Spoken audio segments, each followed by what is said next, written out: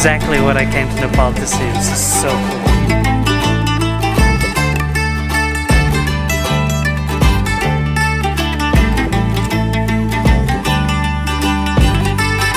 Just saw my first rhino.